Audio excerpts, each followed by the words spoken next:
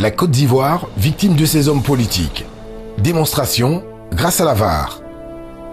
Depuis l'indépendance de la Côte d'Ivoire, combien d'hommes politiques ont-ils quitté leur parti ou le gouvernement pour divergence sur la ligne politique de leur parti ou une orientation du gouvernement? 0. Combien de fois les débats et contradictions politiques ont-ils porté sur les problèmes quotidiens des Ivoiriens? Le FPI est-il opposé au RHDP sur sa politique d'accès au logement? Le PDCI a-t-il quitté le RHDP parce qu'ils étaient en désaccord sur la politique de l'emploi des jeunes? Non. Soro Guillaume a-t-il quitté le RHDP parce qu'il était en désaccord avec une quelconque politique de M. Ouattara? Certainement non. Mabry a-t-il quitté le gouvernement parce que le président Ouattara l'empêchait de mener une politique qui devait transformer les conditions de vie et d'études des étudiants ivoiriens alors qu'ils en avaient la responsabilité? Non. Ce à quoi nous assistons depuis toutes ces années est une série de mariages et divorces politiques pour accéder, conserver ou partager le pouvoir. Ces alliances sans fondement idéologique et quelquefois contre nature sont nourries par la haine commune contre l'un ou l'autre des acteurs politiques, généralement celui au pouvoir. Ainsi, nous avons vu tour à tour, en 1995, le Front républicain qui a rassemblé le FPI et le RDR pour tenter de ravir le pouvoir au PDCI. En 2004, le groupement politique RHDP avec notamment le RDR et le PDCI pour combattre Laurent Gbagbo et finalement le déporter à La Haye. Après 8 ans d'exercice commun du pouvoir avec ses alliés du RHDP, le PDCI se retrouve avec le FPI de Gbagbo au sein d'une nouvelle alliance pour combattre le RHDP à la faveur de l'élection présidentielle d'octobre 2020. La fin justifiant les moyens, notre classe politique n'est à une contradiction près. Aucun reniement n'est de trop. Nous parlons régulièrement du manque de repères de la jeunesse ivoirienne. Peut-il en être autrement avec une telle classe politique? Jugez-en vous-même. Bédié qui encense Ouattara. Je veux donc remercier en tout premier lieu Monsieur le Président Alassane Ouattara, bâtisseur infatigable, nouveau développeur de ce beau pays. Mais ça, c'est quand il partageait le pouvoir.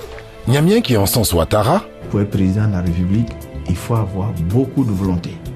Il a beaucoup de volonté, il a beaucoup d'assurance et il sait où il va. Mais ça, c'est quand il était au gouvernement.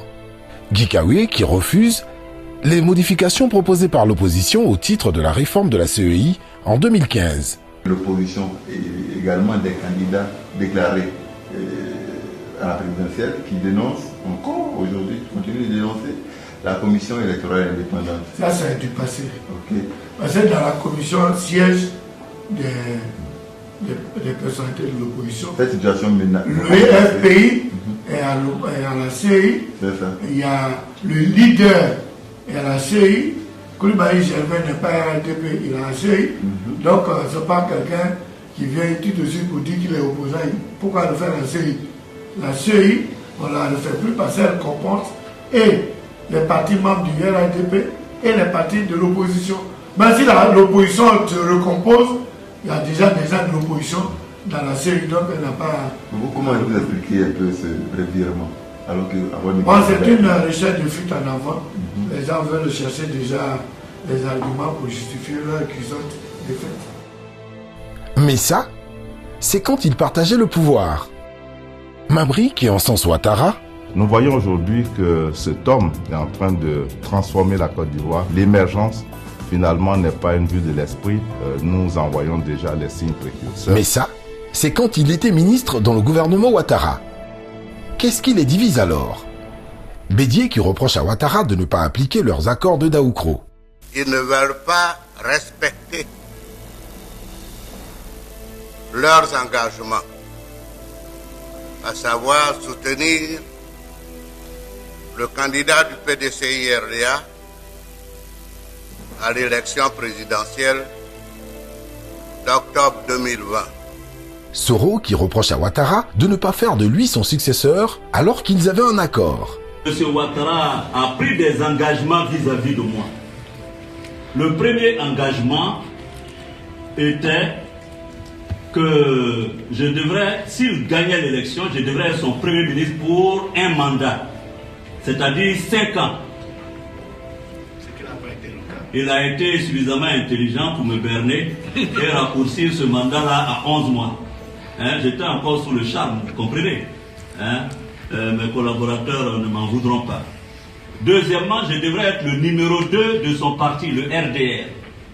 D'ailleurs, le poste de vice-président du RDR, créé en 2008, était réservé à ma personne dès que je finissais donc ma mission à la tête du gouvernement.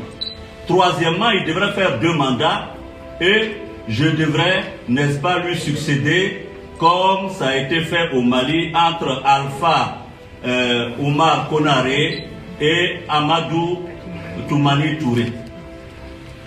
Mabry qui se plaint des conditions de désignation du candidat du RHDP, raison pour laquelle il a quitté le RHDP. Que de préoccupations personnelles. Pour cela, tous les moyens sont bons. La jeunesse ivoirienne devrait-elle continuer de se laisser manipuler? Le débat ne devra-t-il pas porter sur les programmes de société et les capacités de bonne gouvernance?